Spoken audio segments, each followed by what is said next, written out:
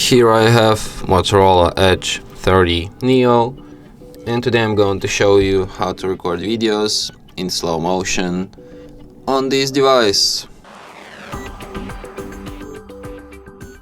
So firstly you have to open camera, then switch to slow motion mode, and now you can record videos in slow-mo. So let's get it.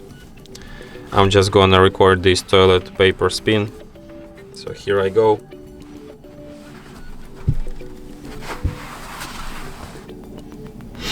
Okay, we have it.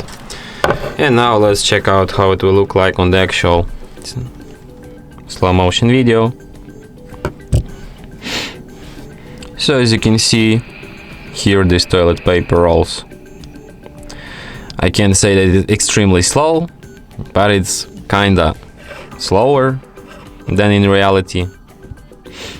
I don't know, like if I can call it like the actual slow-mo, because on other devices it's usually like it's much slower than this one. So I don't know if you even can see like if it's slowed down or not, because I really can't.